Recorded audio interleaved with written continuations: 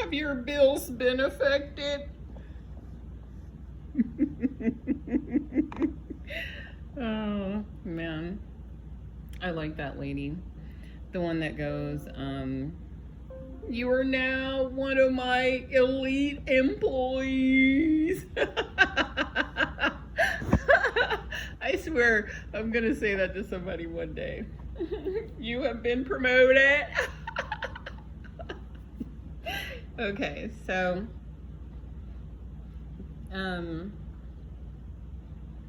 what have you placed on the altar? Recently, I placed one of the desires of my heart upon the altar. Think about it. Abraham, he wanted a son. He wanted a son. He wanted a son for so long. He spoke to God about wanting an heir, someone to hand his legacy to. And him and Sarah had even tried it their way. And God was like, it will come when I say it will come, but it's coming. And when he got that desire of his heart, his son, God asked him to sacrifice his son.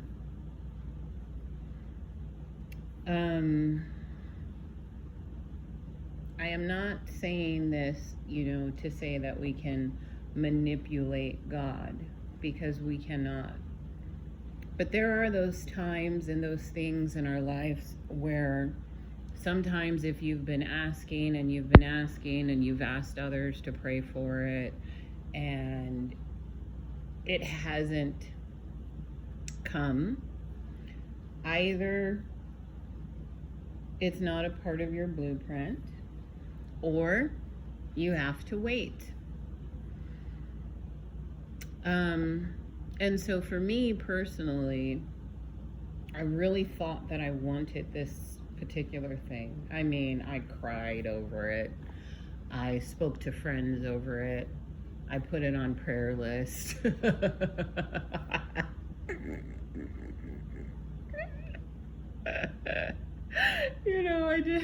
I did all the stuff that we believers do, right?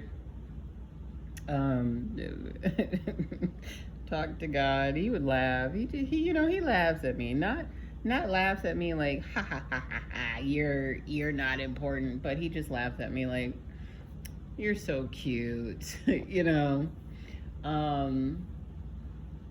And I'm sure he got tired of talking about it, because I would ask him all the time. Yeah, you remember that one thing? When is it coming? When am I gonna get it? Don't you think I would be a really good XYZ? All these other people have it, Finally, he gave me just a little taste, just enough for me to get turned off and say, you know what? I think I'm just gonna put this on the altar. How did you get turned off? I got turned off because I saw that what I was asking for was not as good as what I already have. Freedom. Okay? And sometimes you just have to realize that it hasn't happened because it's not,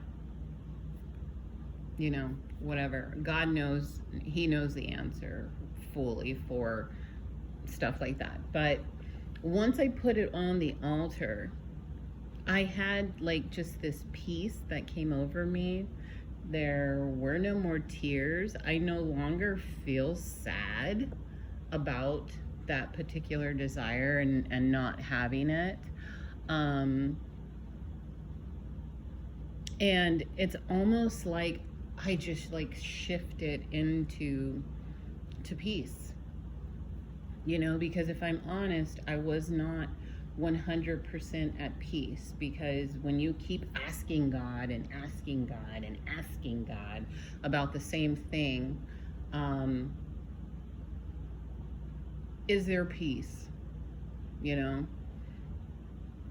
because it's like you can ask once, and if it doesn't come to pass or it doesn't show up, you got your answer, right?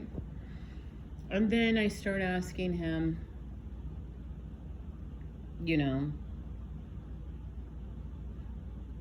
maybe I don't want it. Maybe I don't want this thing. And opportunities where I could have it, he showed me the end. and if I would have gotten those opportunities, I would not have been happy. Why? Because my assignment would be stifled. Okay? Now, does that mean that desire can't come at a later date? Like, no, God can do whatever he wants to do. However, sometimes you have to put the desires on the altar and just walk away,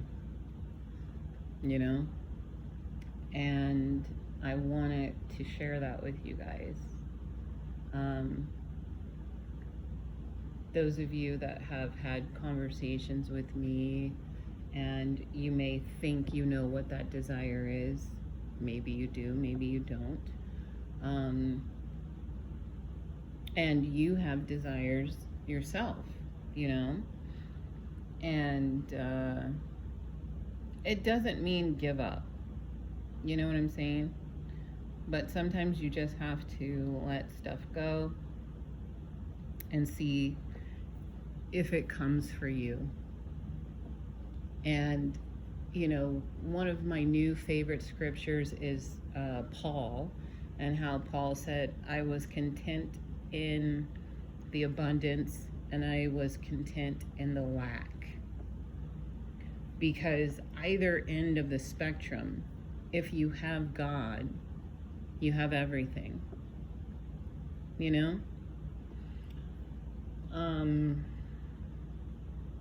So yeah, I just wanted to do a little ramble session about what have you placed on the altar? What are you willing to sacrifice? Are there desires of your heart that you just hold on to? And me personally, I held on to this desire for years. I'm telling you, years. Okay? Years.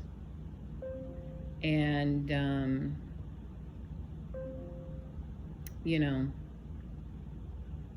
I'm just at a place right now where I put it on the altar. Because if I'm 100% honest, most of what could come with that desire would be me settling compared to what I have now. And God doesn't want us to settle, meaning he doesn't want other things to lord over us when he has given us freedom. And it can be anything. It could have been, as simple as I want a new car, or it could be as complicated as I want to relocate to, XYZ. Yeah. Or it could be like, Sarah and Abraham, I want to have a baby. And thank you. My angel is bringing to my mind the story of Samuel's mother, how she went and she prayed and she was drunk. She prayed for a child, but in order for her to get the child, she had to give the child up to God before she even got the child. And again, this is not a formula, okay, as how to trick God into giving you what you want, how to manipulate God into giving you what you want. No. Sometimes you just have to place things on the altar and sacrifice them. And if it comes to be, it's meant to be. And if it doesn't come to be, it's not going to kill you. It really isn't. And I was thinking of things that I have prayed for and I haven't gotten, and God has allowed me to see into those things. And I'm like, you know what? Like, if I would have received that, I just wouldn't have the freedom I have now. I wouldn't have the peace that I have now. You know, I would be stressed out. You know, I would be anxious. I would be, and it wouldn't be because of my stuff, you know, it would just be because of the opportunity. And it's amazing when you surrender to God's plan, fully surrender. And it's like, you know, we think that that scripture means that we're going to get everything we want. You know, oh, he'll give you the desires of your heart. But see, what people miss is that the closer you get to him and the more that you surrender to him and the more that you embrace his plan for you, the further away from those fleshly desires you're going to get. You just don't want it anymore. Why? Because he is working on you. He's conforming you. He is, you know, putting his vision, his plan into you. And he will see it to fruition. You know, a lot of times in this world, especially, like we get these messages, you know, that God is kind of like a genie. You know, oh, he's going to give you that house. He's going to give you that car. Oh, he's going to give you $1 million. You know, he's going to give you that perfect husband. He's going to give you that perfect wife. He's going to give you the perfect children. But how many of us are really living that life? Like, seriously. You might get the $1 million, but what else are you giving up? You know?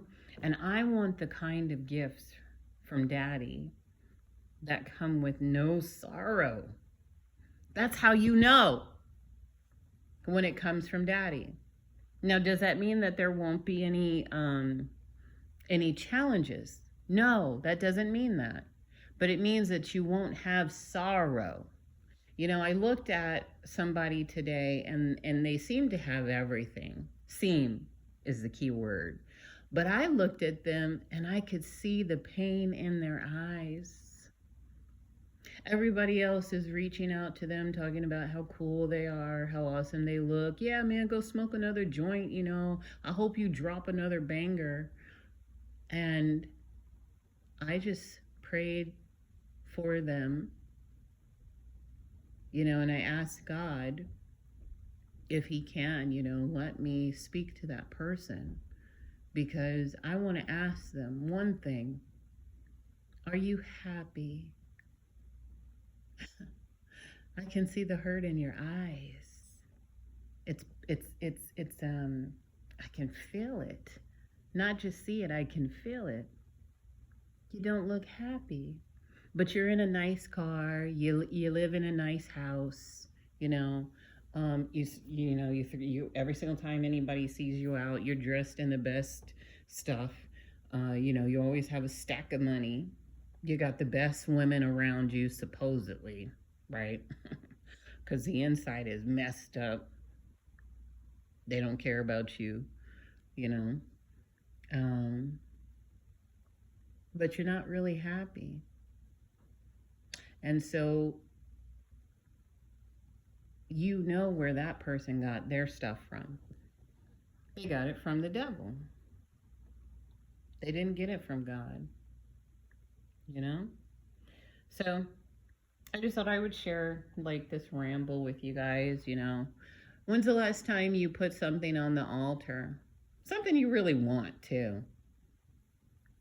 You know? Does anybody else do that? All right, later.